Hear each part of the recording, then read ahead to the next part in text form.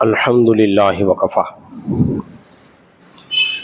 والسلام علی عبادہ الذین اصطفی اما بعد فاعوذ باللہ من الشیطان الرجیم بسم اللہ الرحمن الرحیم واعتصموا بحبل اللہ جمیعا ولا تفرقوا صدق اللہ العظیم۔ پڑھیے الصلاۃ والسلام علیک یا رسول اللہ، الصلاۃ والسلام علیک یا حبیب اللہ، الصلاۃ والسلام علیک یا شفیع المذنبین، الصلاۃ والسلام علیک یا رحمۃ للعالمین۔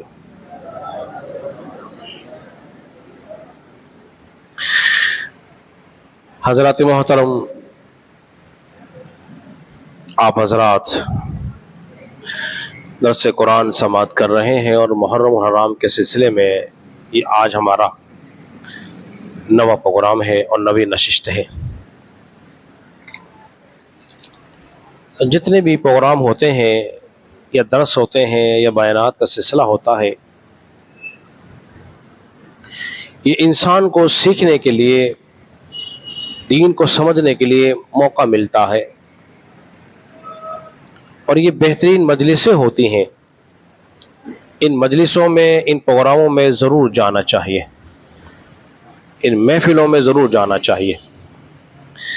اب آپ کی رغبت کے لیے ایک حدیث مبارکہ بیان کرتا ہوں کہ ان محفلوں کی کس قدر اہمیت ہوتی ہے کہ جہاں دین سکھایا جاتا ہے، جہاں دین پڑھایا جاتا ہے، اس کی اہمیت کس قدر ہے، اور ان محفلوں کو سرکار دو عالم صلی اللہ علیہ وسلم نے کتنا پسند کیا ہے، اس بات سے اندازہ لگا لیجئے کہ نبی پاک صلی اللہ علیہ وسلم مسجد میں داخل ہوئے تو کیا دیکھا کہ دو طبقے، دو گروہ مسجد کے اندر موجود ہیں۔ ایک تو وہ ہے جو اللہ اللہ کر رہا ہے، اور ایک وہ ہے جو دین سکھا رہا ہے اور سیکھ رہا ہے، تعلیم و تربیت ہو رہی ہے، اور ایک چاہے جو ذکر فکر کر رہا ہے، دیکھیں تسبیحات پڑھ رہے ہیں، اللہ اللہ، ذکر کے حلقے لگے ہوئے ہیں، ذکر اللہ کر رہے ہیں۔ نبی پاک صلی اللہ علیہ وسلم نے دونوں کو دیکھا، دائیں بائیں، خوش ہوئے، کیونکہ جو دونوں کام تھے وہ اچھے کام تھے۔ ذکر اللہ کرنا اچھا کام ہے۔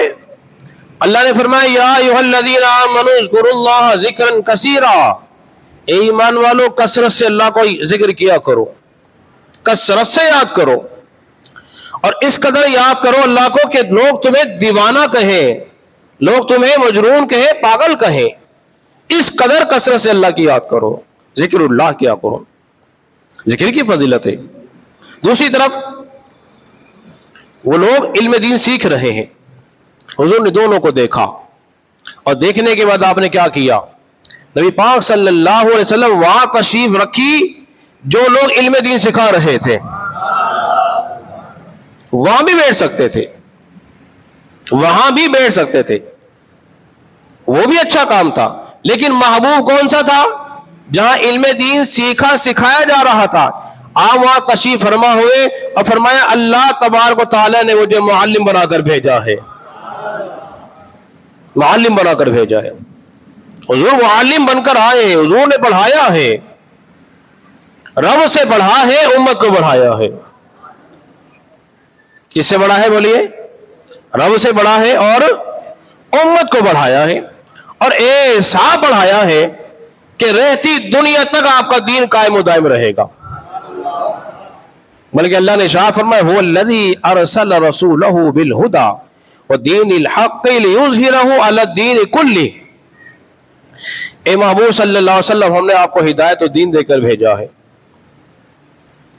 ہدایت اور دین دے کر اس لیے بھیجا ہے تاکہ اس ہدایت والے دین، سچے دین کو تمام دینوں پہ غالب کر دیا جائے، اور دین اسلام غالب ہوگا انشاء اللہ تبارک و تعالی۔ تو ہمیں کس چیز کی ضرورت ہے؟ اگر دین اسلام غالب ہو جائے، دین غالب آ جائے، تو ہمیں ایک چیز کی ضرورت ہے. اور کس کی ضرورت ہے؟ خالق کائنات نے ارشاد فرمایا وَاعْتَصِمُوا بِحَبْلِ اللَّهِ جَمِيعًا، ان لوگوں اللہ کی رسی کو مضبوطی کے ساتھ تھامے رکھو، مضبوطی کے ساتھ. فرمایا وَلَا تَفَرَّقُوا، اور دیکھو تفرقے میں نہ پڑو، جماعتوں میں نہ بٹو، اللہ کی رسی کو مضبوطی کے ساتھ تھامے رکھو. اللہ کی رسی ہے کیا؟ حبل اللہ سے مراد کیا ہے؟ میں دونوں باتیں آپ کے سامنے آج کی رسی میں سمجھاتا ہوں، اور پھر ہم دعوت دیں گے کہ جس پر آپ اور میں متفق ہیں اس پر آ جاتے ہیں اور اختلاف کو ختم کر دیتے ہیں. حدیث میں آتا ہے نبی کریم صلی اللہ علیہ وسلم نے ارشاد فرمایا کہ قرآن جو ہے، قرآن اس کی ایک سرا ایسی رسی ہے، قرآن اس کا ایک سرا رب کے پاس اور ایک سرا بندے کے پاس لٹک رہی ہے. ایک سرا رب کے پاس اور ایک سرا بندے کے ہاتھ میں. اب سمجھانے کے لیے کہہ رہا ہوں تاکہ آپ کی دلچسپی بڑھے. اگر ایک رسی کا ایک سرا دو کے پاس اور دونوں کھینچے تو بتائیے ایک دوسرے کو کھینچ لیتے ہیں نا؟ کون کھینچتا ہے؟ جو طاقتور ہو وہ کھینچ لیتا ہے، قریب کر لیتا ہے اپنی طاقت کے زور پر. اب دیکھیے یہ تو دنیا کی بات ہے. جب ایک سرا رب کے پاس ایک بندے کے پاس، رب بندے نے پڑھنا شروع کیا اور وہ بندے کو رب کا قرب حاصل ہو جاتا ہے. اللہ تو قریب ہے، پھر بندہ بھی قریب ہو جاتا ہے. کس کے ذریعے؟ اسی قرآن کے ذریعے. تو کیوں نہ آؤ اس قرآن کو پڑھے اور اپنی زندگی میں پڑھائیں اور اپنی زندگی میں نکھار پیدا کر لیں. ایک بات تو یہ فرمایا میں تمہارے اندر دو چیزیں چھوڑ کر جا رہا ہوں. ایک حدیث آپ نے میں نے پہلے بھی پچھلے 10 کے اندر بیان کی تھی. دوسری حدیث فرمایا میں تمہارے اندر دو چیزیں چھوڑ کے جا رہا ہوں. ایک اللہ کی کتاب ہے اور ایک عطرت ہے، میرا طریقہ ہے، میری سنت ہے. اس کو مضبوطی کے ساتھ تھامے رکھو، پکڑ کے رکھو. اور جو حدیث دوسری ہے کہ جس میں اہل بیت کا ذکر ہے، میں تمہیں اہل بیت کے بارے میں ڈراتا ہوں، میں تمہیں اپنی اہل بیت کے بارے میں ڈراتا ہوں کہ قرآن اور ایک اہل بیت کو چھوڑے جا رہا ہوں. جو قرآن کا طریقہ وہ اہل بیت کا طریقہ، جو اہل بیت کا طریقہ ہے وہ عین قرآن کے مطابق ہے، اور وہی طریقہ اہل سنت و جماعت کا طریقہ ہے. میرے کریم آقا نے ارشاد فرمایا میری امت جو تھی نا، پچھلی امتیں ہیں وہ مختلف فرقوں میں بٹ گئی. بنی اسرائیل 73-72 فرقوں میں بٹ گئی، اور میری امت ہے نا 73 فرقوں میں بڑھ جائے گی. پوچھا کہ رسول اللہ صلی اللہ علیہ وسلم پھر ناجی فرقہ کون سا ہوگا، نجات والا کون سا ہوگا؟ تو آپ علیہ الصلوۃ والسلام نے ارشاد فرمایا ما انا علیہ واصحابی. ارے زور سے کہہ دیجئے نا، آپ کے اور میرے عقیدے کی بات ہو رہی ہے، ہم کسی اور کی بات کر ہی نہیں رہے. کیا فرمایا؟ ما انا علیہ واصحابی، جس پر میں اور میرے صحابہ ہوں گے. ایک فرقہ ناجی فرقہ ہوگا، نجات والا. اسی لیے عبداللہ ابن عمر رضی اللہ عنہ سے روایت ہے، نبی پاک صلی اللہ علیہ وسلم نے فرمایا میری امت گمراہی میں کبھی جمع نہیں ہوگی. ایسا نہیں ہو سکتا سارے لوگ گمراہی پہ جمع ہو جائیں. گمراہی میں سارے لوگ بولیے جمع نہیں ہو سکتے. فرمایا جماعت کے ساتھ رہو، جماعت کے ساتھ. جو جماعت کے ساتھ رہے گا وہ ہدایت پر رہے گا، اور جو اس سے آگے پیچھے ہو گیا وہ نقصان اٹھا لے گا. تو جماعت کے ساتھ رہنے کا طریقہ ہے. اور ہم کون ہیں؟ اہل سنت والجماعت. ہمارے ہاتھ میں اللہ کا قرآن بھی ہے، ایک ہاتھ میں دامن مصطفیٰ بھی ہے، اطرت رسول بھی ہے، صحابہ بھی ہمارے دامن میں ہے، اور ساتھ ساتھ اہل بیت کا دعوی ہمارے ہاتھوں میں ہے. ہم نے کسی کے طریقوں کو نہیں چھوڑا. علی مرتضی شیر خدا رضی اللہ تعالیٰ عنہ فرماتے ہیں، کہتے ہیں کہ کسی کے دل میں، فرماتے ہیں کہ علی کی محبت ہو اور شیخین کا بغض کسی مومن کے دل میں نہیں ہو سکتا. یہ دو چیزیں کسی کے دل میں جمع نہیں ہو سکتی. علی کی محبت بھی ہو اور شیخین کا بغض. شیخین کسے کہتے ہیں؟ ابو بکر عمر کا بغض دل میں نہیں ہونا چاہیے. فرماتے ہیں پھر کسی مومن کے دل میں نہیں ہو سکتی، ہاں منافق کے دل میں ہو سکتی ہے. اور ایک حدیث میں آیا ہے، فرمایا علی سے مومن ہی محبت کرے گا، منافق محبت بولیے نہیں کرے گا. بس جب علی کا نام آئے گا تو پھر انسان میں ایک جذبہ بڑھ جاتا ہے، کیونکہ محبت ہے. اور علی سے محبت اس لیے کہ علی کا ذکر کرنا بھی عبادت، علی کا ذکر بھی عبادت، علی کا چہرہ دیکھنا بھی عبادت. ذکر بھی عبادت، اس کا چہرہ دیکھنا بھی عبادت. حضرات محترم، یہ فضائل، یہ مناقب آپ بارہا سنتے رہتے ہیں، بار بار سنتے رہتے ہیں. اب ذرا توجہ چاہوں گا میں، وہ کیا ہے کہ دیکھیے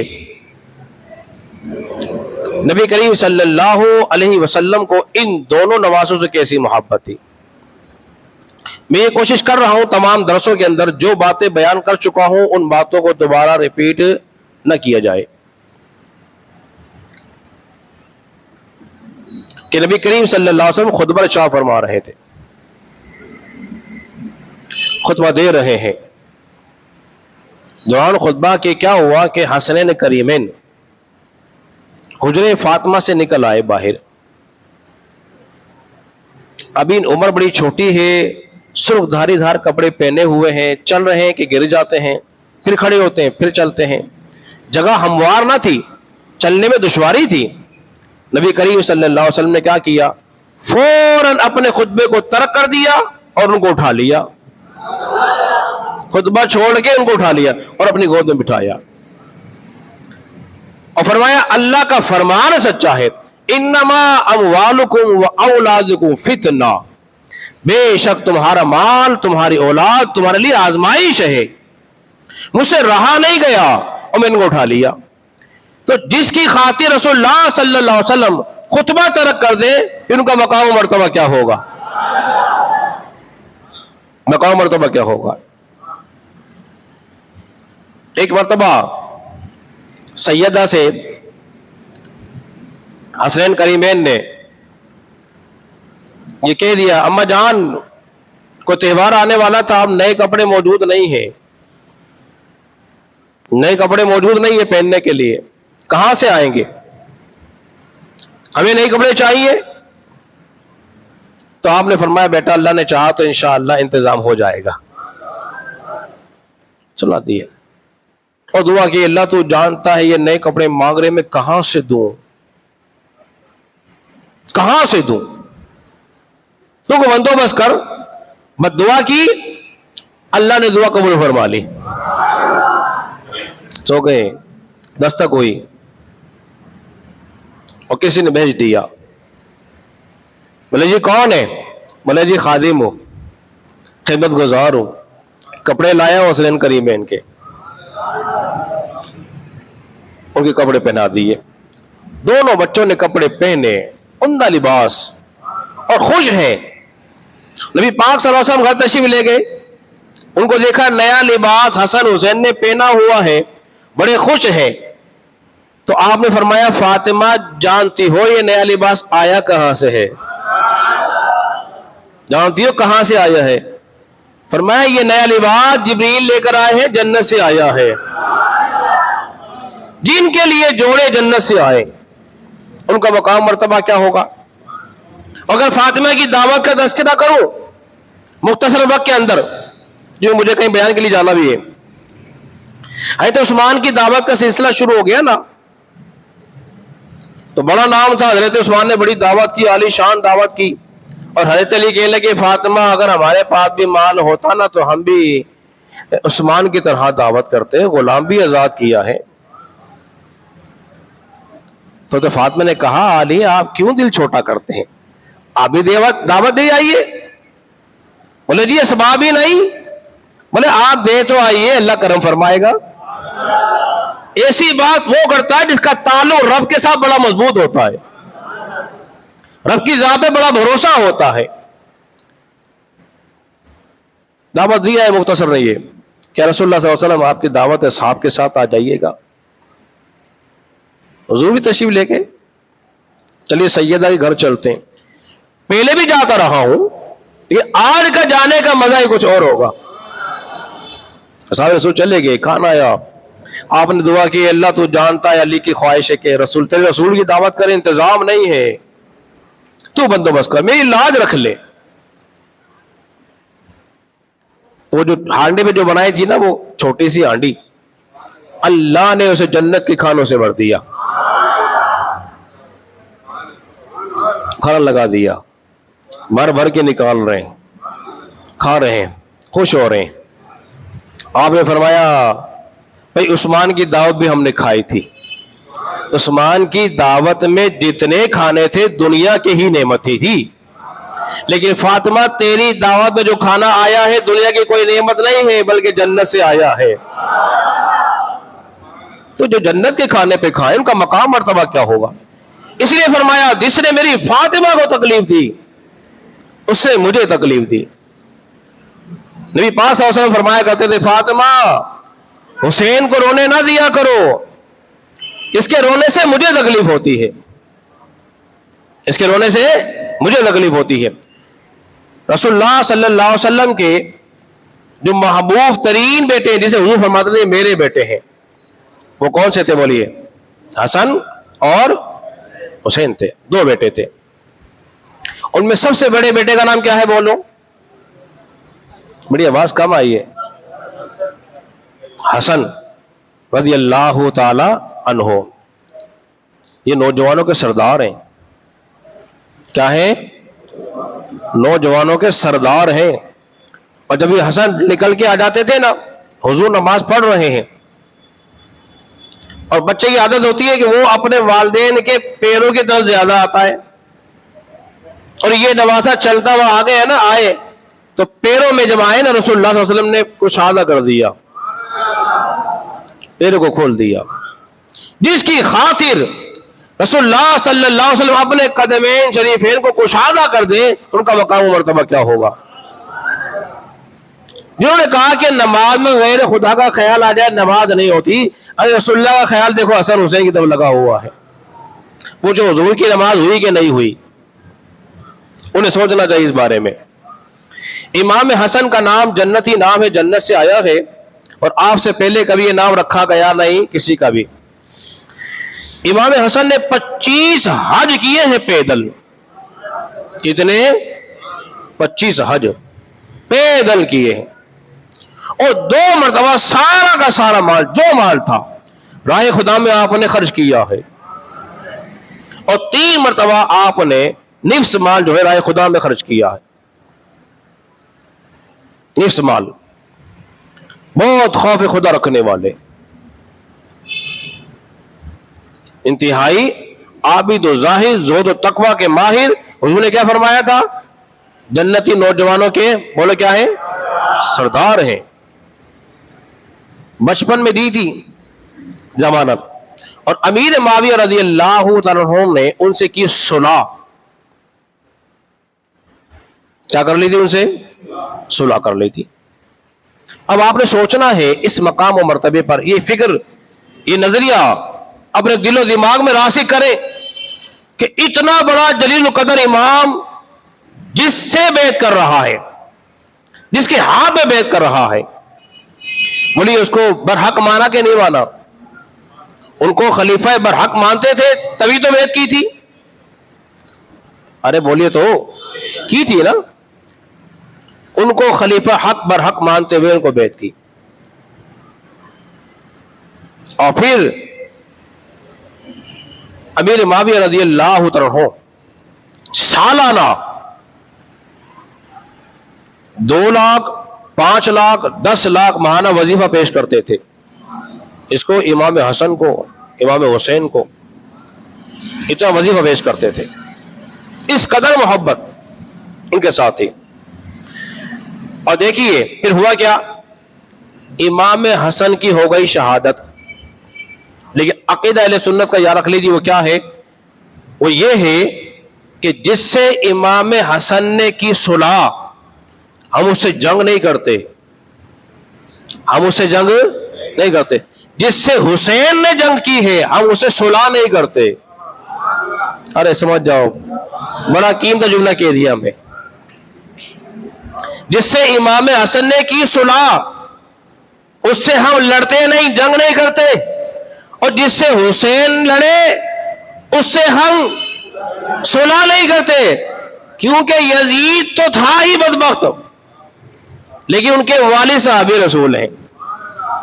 उनके वालिद क्या है बोलिए, सहाबी रसूल। और कुरान से बता चुका हूं, वकुल्लु वअदल्लाहुल हुस्ना, अल्लाह ने हर सहाबी से जन्नत का वादा फरमा रखा है।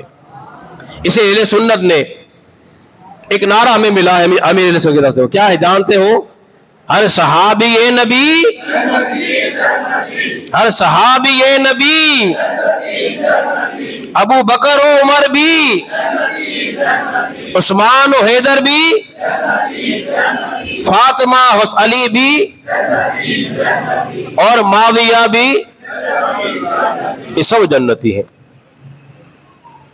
तो कोई इन पे तान ना करे, कोई इनको बुरा भला ना कहे, सहाबी रसूल हैं।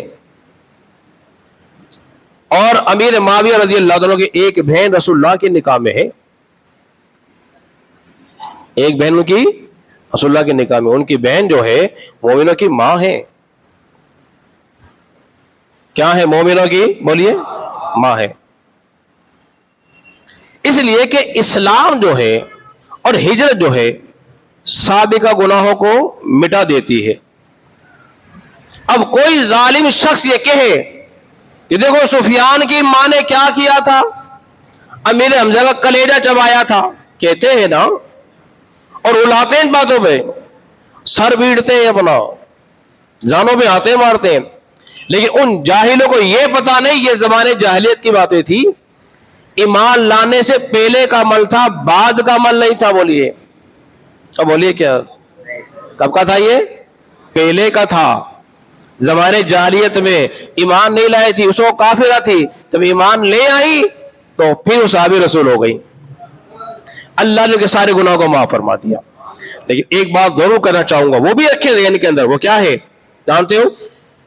अमीर माविया का वो मकाम मर्तबा नहीं जो हजरत इमाम हसन का है रज़ियल्लाहु तआला अन्हु का है, बहुत ऊंचा मकाम मर्तबा है। वो अली के बराबर नहीं हो सकते। सुनवाई बात आपके, अमीर माविया का मकाम मर्तबा वो नहीं जो हजरत अली शेर खुदा का है। हजरत अली फरमाते हैं जो मुझे अबू बकर उमर पर फजीलत देगा ना, 80 दुर्रे मारूंगा उसको, 80 कोड़े। कितने कोड़े? 80 कोड़े। कहा मुफ्तरी की सजा दूंगा जिसने मुझे अबू बकर उमर से अफजल कहा। इसलिए बाहर शरीयत का पहला बाब जो अकायद पर मबनी है, उसमें एक अकीदा लिखा हुआ है, वो ये कि जो अबू बकर उमर पर फजीलत दे हजरत अली को, वो गुमराह है, बेदीन है, बदमजहब है। तो किसी ऐसी हवा का शिकार न हो जाना, इसलिए मैं तुम्हें पहले से आगाह कर रहा हूं। यह बताया जा रहा है कि सबसे अफजल जो है हजरत अली है, यह गलत है। सबसे अफजल सहाबा में अबू बकर है। क्या है जी? अबू बकर है।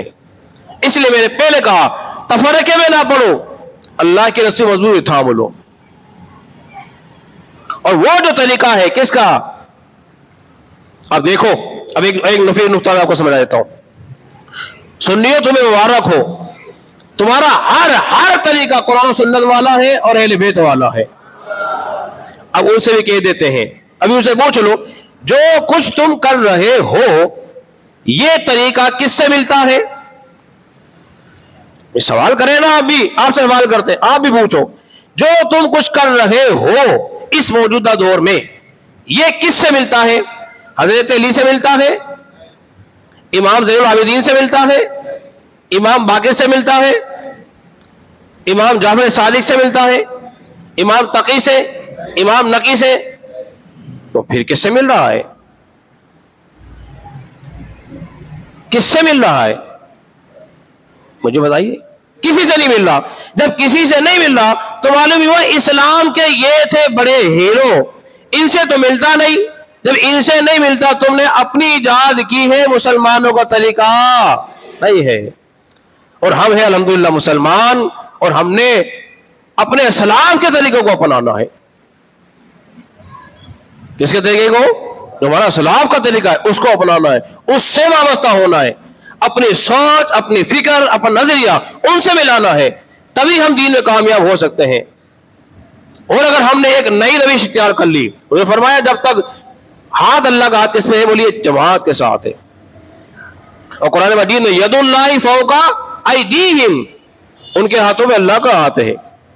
اور میں بتا چکا ہوں، ترمذی کے اندر حدیث واقعہ موجود ہے کہ جماعت پر اللہ کا ہاتھ ہے۔ کس کا ہاتھ ہے؟ بولیے اللہ کا ہاتھ ہے۔ اب میں ایک دو باتیں امام علی مقام کے حوالے سے بیان کر دوں، کیونکہ پھر آئندہ جو بڑا پروگرام ہوگا وہ انشاءاللہ العزیز آئندہ جمعے ہوگا۔ دیکھیے شہادت جو ہے نا، شہادت یہ تیسرا مقام ہے۔ کون سا ہے؟ بولیے تیسرا۔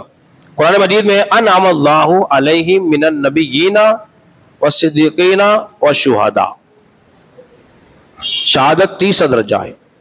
امام حسین کو بھی شہادت ملی ہے، امام حسن کو بھی شہادت ملی ہے۔ امام حسن کو دیا گیا زہر، زہر دیا گیا۔ کس کو دیا گیا زہر؟ بولیے امام حسن کو زہر دیا گیا۔ آپ کے بھائی نے پوچھا امام حسین نے، بھائی تم اس کا نام بتاؤ مجھے جسے تمہیں زہر دیا ہے۔ آپ نے فرمایا تم کیا کرو گے؟ کیا کرو گے؟ قتل کرو گے؟ آپ نے فرمایا ہاں۔ فرمایا بس میں اپنے رب کے سپرد کرتا ہوں، وہ بہترین انصاف کرنے والا ہے۔ بعض لوگ جو کہانی سناتے ہیں نا، یہ کہانی کہ امام حسن کو زہر ان کی بیوی نے دیا تھا، یہ جھوٹ ہے۔ کیا ہے؟ یہ جھوٹ ہے، سچ نہیں ہے۔ تاریخی باتیں نہیں کیا کرو، قرآن و سنت کی بات کیا کرو۔ تاریخ کی کوئی بات، ایک اصول یاد رکھ لو، اس اصول کو اپنے دل و دماغ میں راسخ کر لو۔ بہت اہم بات سمجھا رہا ہوں، وہ یہ کہ تاریخ کا کوئی حوالہ اگر قرآن و سنت کے خلاف ہوا ہمارے لیے حجت نہیں ہے۔ کیا ہے؟ ارے بولیے ہمارے لیے حجت نہیں ہے۔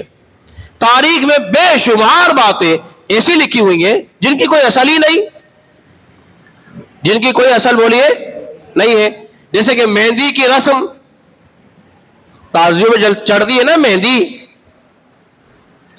اب یہ نئی رسم نکال لی، بھئی یہ کہاں سے آئی؟ یہ رسم و رواج کہاں سے ہے؟ کوئی تاریخی حوالہ پیش کر دے جس کی کوئی سند ہی نہ ہو تو وہ حجت بولیے نہیں ہو سکتا۔ یہ اصول یاد رکھ لیں۔ یہ جو مشہور بات ہے کہ امام حسن کو زہر ان کی بیوی نے دیا تھا، یہ سراسر غلط ہے، اس لیے کہ امام حسن کی بہت ساری بیویاں تھیں۔ کتنی تھی؟ بہت ساری۔ روایت میں آتا ہے آپ کی 100 کے لگ بھگ شادیاں کی تھی آپ نے۔ کتنی؟ 100 کے لگ بھگ۔ اور امام مولا علی یعنی کہ حضرت علی نے اعلان کر رکھا تھا کوئی حسن کو بیٹی نہ دے، چھوڑ دیتے ہیں۔ لیکن کسی عورت نے ایک بار امام سے شادی کر لی اور امام نے اس کو طلاق دے دی، وہ کبھی کسی اور سے نکاح نہیں کرتی تھی، ہمیشہ امام کی محبت میں جیتی تھی اور مرتی تھی۔ یہ تو بے وفائی ہے نا، یہ تو بے وفائی ہے. اللہ نے کوئی ایسی بدکار عورت امام کے نکاح میں رکھی نہیں. ارے بولیے نا سبحان اللہ. میں بڑا قیمتی جملہ دے دیا تمہیں، اس لیے کہ یہ لوگ پاک ہیں، اللہ نے نجاست کو ان سے دور کر رکھا ہے. اگر بدکار عورت بھی نجس ہوتی ہے کہ نہیں ہوتی ہے؟ ارے بولیے تو ہوتی ہے. تو قرآن میں تو ہے کہ اللہ نے اہل بیت سے ناپاکی کو دور کر دیا ہے، تو کوئی بدکار عورت آپ کے نکاح میں آتی نہیں ہے. یہ قرآن کے بھی خلاف ہو گئی بات. یہ بات سمجھ لی آپ نے. اب ایک نفیس بات وہ سمجھ لیجیے، امام حسین زندہ رہے اتنے عرصے تک، لیکن امام حسین کے سامنے کبھی ان کا نام آیا نہیں کہ انہوں نے زہر دیا تھا. امام حسین کو معلوم ہی نہ ہو سکا ساری زندگی سے زہر دیا تھا. تو لہذا یہ بات سرے سے ہو گئی غلط. اب امام حسن کی جو وہ تھی ایک وصیحت تھی، آپ کی خواہش کیا تھی؟ آپ کی خواہش یہ تھی کہ میں روضہ رسول کے اندر میں تدفین ہو. اب وہ لوگ الزام لگاتے ہیں، اب میں اس الزام کا جواب دے دیتا ہوں. کہتے ہیں حضرت ام المومنین عائشہ صدیقہ رضی اللہ تعالی عنہا نے تیر چلوائے امام حسن کی لاش پر. یہ بھی سراسر جھوٹی اور بیکار بے اصل بات ہے، یہ بھی جھوٹی بات ہے. میں اس لیے آپ کو سکھا رہا ہوں، پڑھا رہا ہوں کہ میرے دوستوں، میرے بزرگوں، میرے بڑوں، میرے بچوں، ان باتوں کو پکا یاد رکھو. طوطے کی طرح تمہیں پڑھا رہا ہوں ایک ایک بات. یہ سر سنگیت شور شرابے سے ہٹ کر ایک بات کر رہا ہوں. خدا را خدا را خدا را کانوں کے چسکے سے باہر آ جاؤ اور دین کی صحیح تمام کو سمجھنے کی کوشش کرو. امام حسن کی خواہش کیا تھی؟ امام حسن نے کہا کہ میری خواہش یہ ہے، دو آپ نے وصیت کی. کہا کہ میری خواہش یہ ہے کہ میں روضہ رسول کے اندر میں تدفین ہو جائے. آپ نے فرمایا اگر وہاں ہو جائے تو ٹھیک ہے، اگر لوگ اعتراض کریں نا تو پھر مجھے جنت البقیع میں تدفین کر دینا میری اماں جان کے پاس. ٹھیک ہے. حضرت عائشہ صدیقہ رضی اللہ تعالیٰ عنہ سے لی پرمیشن، اجازت. آپ نے فرمایا یہ تو میں نے اپنے لیے منتخب کر رکھی تھی، اب چونکہ امام حسن نے کہا ہے تو میری طرف سے کوئی اعتراض نہیں ہے. انہوں نے کیا الزام لگا رکھا ہے کہ تدفین ہی ہونے نہیں دی. آپ نے دے دی اجازت. جو مروان بن حکم تھا نا وہ اس پہ بول پڑا، بولے جی ایسا نہیں ہوگا، ایسا نہیں ہوگا. اس نے کہا اچھا نیک ہو، لوگ اور کھڑے ہو گئے. پھر معاملہ بڑا گرما گرمی کا ہو گیا اور امام حسین نے تلوار باہر نکال لی. تو پھر کسی نے کہا اے امام علی مقام، اپنے بھائی کی دوسری وصیت اور نصیحت پر عمل کر لو. تمہارے بھائی کی وصیت یہ تھی اگر مجھے یہاں اجازت مل جائے تو ٹھیک ہے، خون خرابہ نہ کرنا، لڑائی جھگڑا نہ کرنا، اور اگر دے جا تو ٹھیک، ورنہ پھر مجھے وہاں. تو پھر کیا کیا کہ امام حسن کی تدفین کہاں ہوئی؟ جنت البقیع میں ہو گئی. تو امام علی مقام نے اپنی تلوار کو نیچے رکھ لیا، اندر کر لیا، اور لڑائی جھگڑا بولیے نہیں کیا، کیونکہ آپ لڑائی جھگڑا کرنا چاہتے نہیں تھے.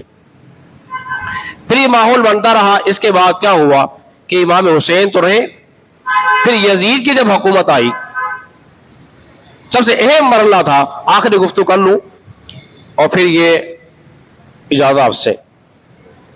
آخری مرحلہ یہ تھا، بعد نے یہ بھی تک کہا ایسے ایسے لوگ موجود ہیں جس طرح ہم کہتے ہیں نا ہم حسینی ہیں، تو یزید کے ماننے والے ہی موجود ہیں. آپ سوشل میڈیا پہ جا کے دیکھیں، یزید کو امیر مومنین کہتے ہیں اور کہتے ہیں امام حسین نے خلیفہ پر حق کے خلاف بغاوت کی، ان کو ایسا نہیں کرنا چاہیے تھا. دیگر صحابہ نے تو بیعت کر لی تھی. اب اس بات کو بھی سمجھا دو تاکہ آپ سمجھ جائیں اور ہماری گفتگو ختم ہو جائے. بڑے اہم موڑ پر دیکھیے دو چیزیں بڑی اہم ہوتی ہیں، ایک ہے رخصت، ایک ہے عزیمت. تھوڑی مشکل بات ہو رہی ہے. ایک ہے رخصت، ایک ہے عزیمت. جو دیگر صحابہ تھے، ایک تو اکثر صحابہ نے تو دنیا سے رخصت ہو گئے تھے اور ان کی اولادیں تھیں جن میں بڑے بڑے نام تھے. وہ عبداللہ ابن عمر تھے, عبداللہ بن زبیر تھے, اور عبداللہ بن عباس تھے, عبد الرحمن بن ابو بکر تھے, اور ان میں ہی حسین بن علی تھے. یہ 4 بڑے تھے, ان سب میں بڑے حسین بن علی تھے. حسین بن علی تھے. وہ بوڑھے ہو چکے تھے, ان میں قوت و طاقت نہیں تھی, انہوں نے رخصت پہ عمل کیا. امام حسین نے عظیم مت پہ عمل کیا. آپ کا تقاضا تھا, آپ کا منصب تھا, مجتہد تھے, آپ کے نزدیک یہ تھا اس کی حکومت ٹھیک نہیں ہے, اس طریقے سے نہیں جس طریقے سے حکومت خلافت ابو بکر کی ہوئی. ابو بکر صدیق نے اپنے بیٹے کو خلیفہ نہیں بنایا, فاروق اعظم نے اپنے بیٹے کو خلیفہ نہیں بنایا, عثمان غنی کی کوئی اولاد تھی نہیں جو اس مقام تک پہنچتی, جو اولاد ہوئی تھی اس کا انتقال ہو گیا. حضرت علی کے وصال کے بعد امام حسن خلیفہ بنے 6 ماہ کے لیے. چونکہ یزید کا کردار اتنا اچھا نہ تھا, بندروں سے کھیلنا, ان کے سروں پہ تاج رکھنا اور دیگر خرافات, نمازوں کو ضائع کرنا, شراب پینا, شرارتیں کرنا, دیگر خرافات اس کے اندر موجود تھے. اس کے پیش نظر امام نے یہ چاہا کہ میں اس کی بیعت نہ کروں, کیونکہ بیعت قابل نہیں تھا, اس لیے آپ کھڑے ہو گئے, اور آپ کا کھڑا ہونا ہی حق پر تھا. اگر آپ کھڑے نہ ہوتے اور بیعت کر لیتے تو پھر امام حسین کی بیعت جو تھی سب کے لیے دلیل بن جاتی, اور وہ کہہ دیتے اتنے بڑے امام نے جب بیعت کر لی تو ہم نے بھی کر لی. اسی لیے امام عالی مقام نے کیا کیا, اپنا سب کچھ تو قربان کر لیا, مگر یزید کے آگے جھکنا پسند نہیں کیا. یزید کے آگے جھکنا پسند نہیں کیا. امام حسین نے سر دے دیا, سر کٹا لیا, مگر کسی کی ہاتھ میں دینا پسند نہیں کیا. تاریخ کی کوئی بات یہ بیان نہیں کر سکتی کہ امام علی مقام نے اپنا ہاتھ یزید کے ہاتھ میں دیا ہو. ہاں, سر دے دیا, اپنے دودھ پیتے بچے قربان کر دیے, اپنی اولادیں قربان کر دی, اپنا گھر بار قربان کر دیا, اور رہتی دنیا تک کے لیے سبق دے دیا. اگر تمہیں حق کی خاطر, دین اسلام کی خاطر اگر تم نے بیوی بچے چھوڑنے پڑے, قربان کرنا پڑے تو قربان کر دینا, مگر دین پر آنچ آنے نہ دینا. اس کا نام حسینیت ہے. اللہ رب العزت کی بارگاہ میں دعا ہے خالق کائنات ہم سب کو سمجھنے اور عمل پیرا ہونے کی توفیق عطا فرمائے.